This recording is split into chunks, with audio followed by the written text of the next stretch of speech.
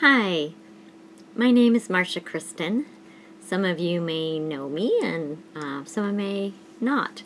I'm a certified trainer with the Center for Nonviolent Communication, and I thought it would be really fun to offer a quickie way to de-stress from some of the things that I've learned from nonviolent communication. And I thought people would also like to find ways to get more clarity, get more peace. So in this video, I'm going to walk you through a process from nonviolent communication for self-connection, something to increase your self-awareness right now. And I just want to say that I really believe that the more we can do for ourselves, where we have tools for self-connection and self-awareness, the more we can contribute to the world. I really believe that empathy for ourselves and others can have a huge impact on our world, on our community, on our families, on ourselves. And I can just imagine what it would be like to have it be where people are more grounded. There's many people that are caring and acting in alignment with their values, and they're authentic. And I've really found that these tools can help with that, to give us some practices to really bring that into our lives. What would it be like if we received empathy, we were heard, we had more clarity and peace, and we were filled up so we could help fill up other people and reduce suffering? We could offer more to those around us. So nonviolent communication has just given me so many tools and ways for self-connecting, increasing my self-awareness so that I can really act from choice rather than just reacting and then regretting. It's increased my ability for tolerance for whatever life brings, and it's given me so much more time that I spend in gratitude and presence, where I can really soak up life. I've been able to learn to listen and speak so differently than the ways I was taught. That's been very meaningful for me. I end up just really wanting to share this with everyone because I think it's so amazing. And I realized too it was maybe hard to grasp what a class might mean, and so I thought I would just offer something free that people could take and get a sense of what maybe compassionate communication for ourselves can do for us. So I want to get to it right now. I want to have you where you can follow along on the video, and if you'd like a written process for you to be able to use later, you can go to my website, which will be down below, and you can put in your email address, and I'll send you the same exercise in a written form for you to use again and again. And you can also unsubscribe at any time. It really helps me be able to reach people with the tips and things that I've learned and help me contribute in the way that I would like to. So what I'd like you to do is, if you want to think about a time when you were stressed, maybe things didn't go the way you wanted, you were having a situation or a communication that you really didn't enjoy, you wish things would come out differently. So I want you to think about that time, and you can pause if you want to spend a moment thinking of a time, but usually people don't have a whole lot of trouble thinking of a moment. And I want you to think of the thoughts you had at the time, or what you think now, a judgment you might have, something like, oh, that person is so obnoxious, or they're never kind, or something about they don't even care about what I do, they're not grateful, something like that. And this is something that in the future you can notice when you're having a judgment or a thought and you find yourself feeling upset or kind of becoming more stressed, that you can slow down. You can stop and pause, notice the judgment, take a breath. Yeah, I'm judging. What's going on? I'm having some really interesting thoughts. What's going on there? Okay, and you can do that. So I want you to take that judgment that you had, and I know you might be used to going around and around in thought, and another thought leads to another thought. Just chunk it down to one sentence or one thought, and we'll just use that. And you can also use this process again and again for different thoughts that come up. So we're going to stop the tape that's playing in our head, and then we're going to move towards acting out of choice rather than reacting. So take the one-liner. What I'd like you to do is, in front of it, put, when I'm telling myself she's obnoxious, or they don't care, whatever it is, I want you to add that. And what you can do, sometimes it really helps your body to remember when you put emotion in with something that you're doing. So I use the international sign for I'm thinking. And this came from some nonviolent communication trainers, Catherine Cadden and Jesse Weens. So I want to give them credit. I love this part. So you can add, when I'm telling myself, she's so obnoxious. And then take a pause. And if you do this when you're alone, practice these hand movements, then you'll remember it and you can even do it mentally. So then put your hand in your heart and take a breath. And add, I'm feeling. And put in an emotion, an actual, something that goes under mad, sad, glad. Not another thought, but an emotion. So, wow, when I'm telling myself she's so obnoxious, I feel upset, frustrated. I feel some disappointment. Okay. Now, another breath. Hand on my belly. You can't see me. I've got my hand on my belly. And I might be able to connect with what's important to me. What universal needs do I have that might not be going on here?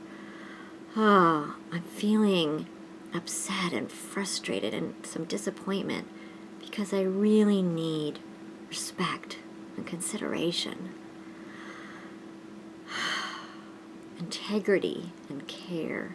It's really important to me. So I'm going to connect to my values that my judgments are trying to tell me about and connect back to what's important to me. And if I want these things that I value so much, if I want respect and consideration, how do I live respect and consideration? How do I want to act from these values? So I might think of, when have I had a sense of respect and consideration, and how did it feel? And really just to be aware of how precious it is to me and how much power I have because those things live in me. I can be those things. And I would keep connecting to all the things that are valuable to me, my universal needs. And if you want to see a full list of what that means, there's a link on my website. But for now, I just want you to be in that place of self-connection to what's important to you and what your judgment was trying to tell you. And now notice or think about how it might be to act and choose from this place of self-connection, rather than in the loop of judgment and thought and blame in and out. Just notice, what would it be like when I'm connected to respect and consideration, or whatever it was the value that came up for you? Maybe it takes a while to really figure out, what is it that's so important to me? Maybe I want to be heard. Maybe I want kindness, to know I matter. Maybe I want belonging, companionship, connection. Maybe I want safety or protection. These things that are so precious in life that really help us thrive. So from there, once I'm connected to what's important to me, my needs, I can add the hand movement of holding out my hands. What request can I make of myself or others to be more connected to these things that are important to me? What request can I make? And maybe nothing comes up right away and I'll just be with that. Maybe there's something about just connecting to what's important to me that a solution comes, but leaving space for that. So that's kind of what the process is, the 4 parts. Noticing my thinking, noticing my feeling, what's important to me, and then what request I can make. So that's just a little piece of what self-connection can do, and there's so much more you can learn. If you'd like this process and you'd like to learn more about it, maybe more about more ways you can move towards connection and peace when expressing yourself or listening to others, I'd like to learn more about universal needs and what that means, feelings, all kinds of things that are in our lives every day, things that we need to thrive, and how to live in this needs consciousness, this value consciousness, being connected to what's important to you. There are many ways. You can look up Nonviolent Communication and see all the various links on my website below.